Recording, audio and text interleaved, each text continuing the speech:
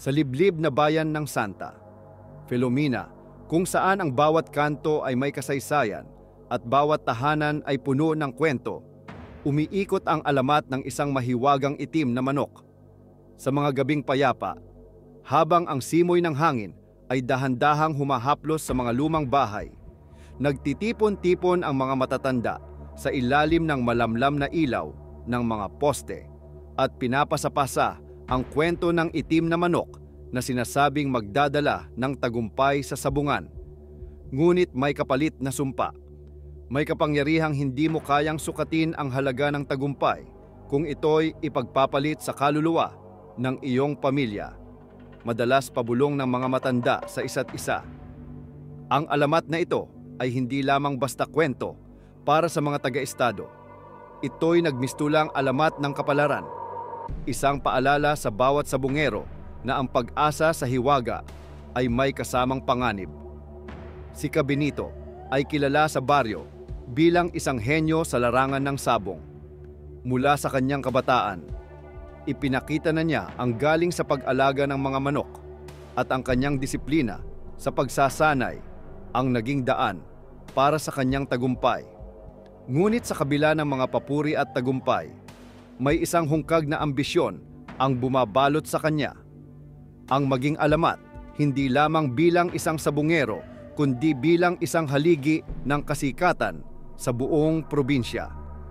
Sa umaga ng isang malamig na araw, habang inaayos niya ang mga koral ng kanyang manukan, narinig ni Cabenito ang malamyos na tinig ng kanyang kasamang si Caramon na matagal na ring sabungero.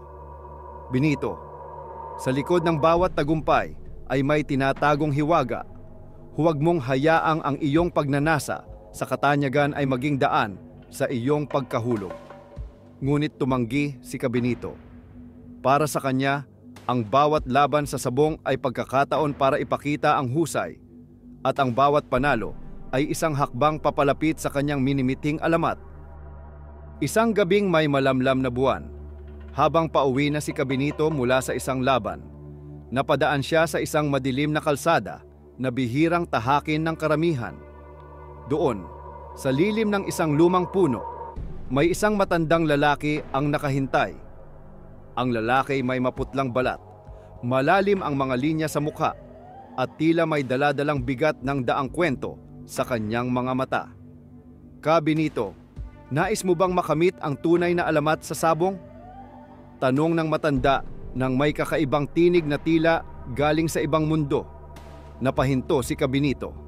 Hindi man niya mawari kung ito ba'y panaginip o isang palatandaan. Sumagot siya ng buong tapang, "Sino ka man, handa akong pakinggan ang iyong sinasabi." Ibinuhos ng matanda ang isang supot na yari sa lumang tela. Sa loob nito ay naroroon ang itim na tandang, isang manok na hindi pa kailanman natatalo. Ngunit tandaan mo, Cabenito, bawat tagumpay ay may kapalit. Ang sumpa ng manok na ito ay hindi mo basta-basta mapapawi. Sa kabila ng mga babala, nadama ni Cabenito ang alab ng pagnanais sa loob niya. Tinanggap niya ang supot at sa sandaling iyon, tila nagbago ang hangin sa paligid. May kakaibang lamig at hiwaga. Nang buksan ni Cabenito ang supot sa harap ng kanyang mga malalapit na kaibigan, lumitaw ang isang tandang na itim, ang balahibo na kislap-kislap sa liwanag ng buwan. Ang manok ay may matalim na tingin at tila may sariling diwa, isang kakaibang aura na nakakapangilabot, ngunit kaakit-akit sa parehong pagkakataon. Sa unang derby na sinalihan niya, sumabog ang ingay ng mga tagahanga at manunood. Sa unang salpok pa lang, napawi na ng itim na tandang ang laban. Maging ang mga kilalang sabungero ng Karatig Baryo ay napanganga sa bilis at talino ng manok. Habang pumapailan lang ang alab ng tagumpay, nagsimula ring maramdaman ni Cabenito ang pagbabago sa paligid. Madalas, sa gitna ng laban, nakikita niyang tila may aninong dumaraan sa gilid ng sabungan. May mga pagkakataon din na sa katahimikan ng gabi, naririnig niya ang mahihinang ungol ng manok na para bang nakikipag-usap sa isang di kilalang nilalang.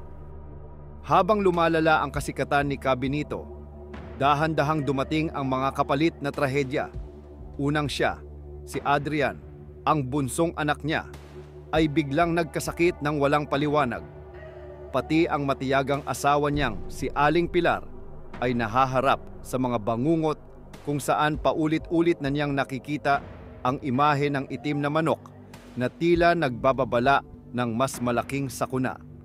Sa araw-araw, habang ang farm ay pinamumugaran ng mga balita ng hindi maipaliwanag na pagkamatay ng mga manok, unti-unti ring napupunit ang tiwala ng mga taga-subaybay at kaibigan.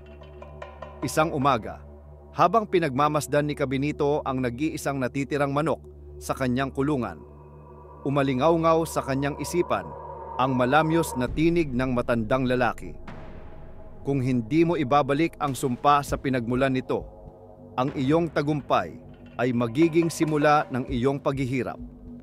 Nang yumabong ang kalungkutan sa loob ng kanyang puso, nakaramdam siya ng matinding pag-aalinlangan. Sa mga gabing walang tulog, ang mga alaala ng kanyang mga tagumpay at pagkatalo ay naghalo-halo at ang dating pagnanasa para sa katanyagan ay napalitan ng pangamba sa hinaharap. Hindi na matiis ni Kabinito ang lumalanghap na pakiramdam ng kapanglawan. Sa kanyang pag-iisa, nagpasya siyang hanapin ang kasagutan sa likod ng sumpa, kasama ang matalik niyang kaibigang si Caramon na matagal nang nagpapayo. Nang may pagkamapagkumbaba, naglakbay siya patungo sa mga liblib na bundok at yungib ng Star Filomena. Sa kanilang paglalakbay, nakasalubong nila si Aling Maring, ang inang albularyo ng baryo. Sa kanyang kubo na puno ng mga halamang gamot at lumang kasulatan, malinaw na nakikita ni Kabinito ang kalungkutan sa mata ng may bahay. Benito, ang sumpa ng itim na manok ay hindi isang ordinaryong kwento. Ito'y hatid ng kalikasan. Isang paalala na ang tagumpay na dumarating ng hindi sinisingil ng tunay na sakripisyo ay hindi tunay na tagumpay. Pahayag ni Aling Maring habang maingat na hinahalo ang mga halamang gamot. Sa mga gabing iyon, sa ilalim ng bituin at kalangitan, napagtanto ni Kabinito na ang tunay na laban ay nasa loob niya, ang pakikipaglaban sa sariling pagnanasa para sa katanyagan laban sa pagnanais na magkaroon ng buhay na puno ng tunay na kahulugan. Humanda si Kabinito sa isang huling pagsubok. Balak niyang ibalik ang itim na tandang sa pinagmulan nito.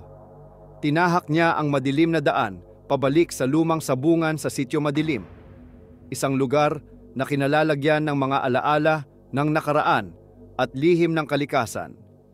Pagdating niya doon, ang paligid ay puno ng malamig na hangin at tila may mga aninong nagmamasid sa bawat kilos niya. Muli, sumagi ang pamilyar na anyo ng matandang lalaki. Ngunit ngayon, ang kanyang anyo ay nagbago. Isang malaaninong nilalang na may kasamang mga kaluluwang naglalakbay sa dilim.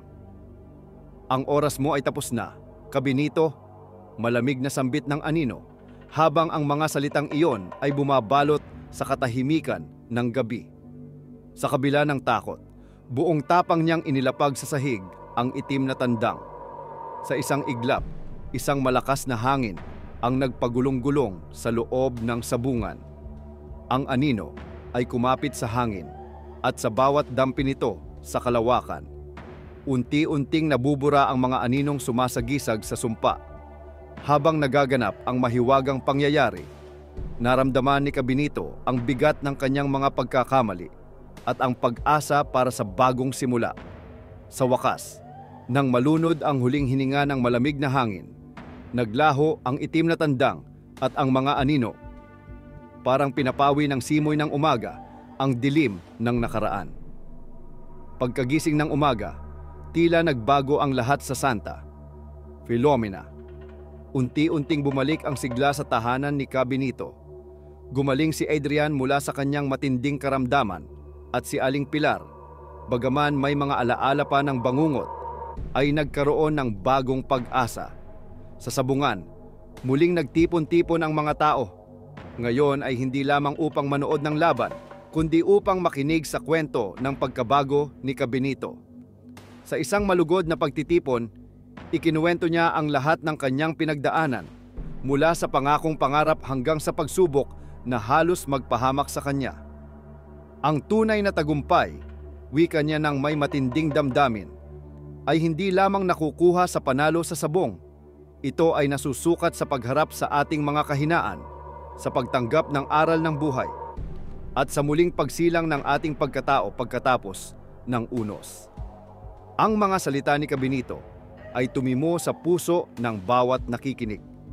Ang kanyang kwento ay naging paalala sa lahat na sa mundo ng sabong at sa anumang laban sa buhay, ang tagumpay ay may kasamang sakripisyo at ang tunay na halaga ay nasusukat sa integridad at pag-ibig sa pamilya.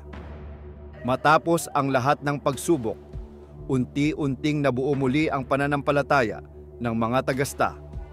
Filomena sa mga tradisyong kanilang pinaniniwalaan. Ang alamat ng itim na manok ay nanatiling bahagi ng kasaysayan, hindi bilang babala ng kapahamakan, kundi bilang paalala na ang bawat tagumpay ay kailangang ipagbayad ng tamang halaga.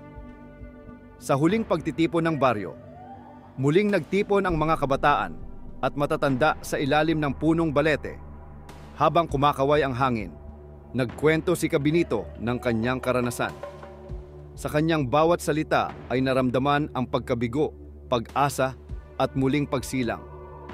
Ang tunay na alamat, ani Cabinito, ay hindi lang kwento ng mga hiwaga at sumpa. Ito ay buhay, ang buhay na hinubog ng ating mga pagpipilian.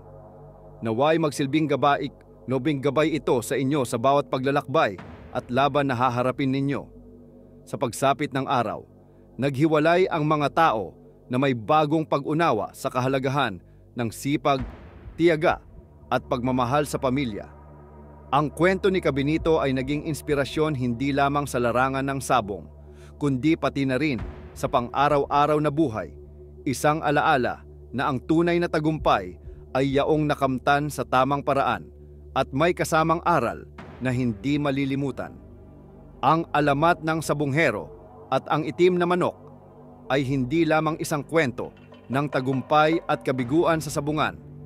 Ito ay isang paalala na sa bawat hamon ng buhay, sa bawat laban na iyong haharapin, mahalagang tandaan na ang tunay na gantimpala ay nakasalalay sa iyong dedikasyon, pagmamahal, at ang kakayahang harapin ang mga kahinaan mo ng may tapang at pagpapakumbaba. Sa bawat pagbagsak, may pagkakataon para muling bumangon, at sa bawat pagsubok, may aral na dapat pahalagahan.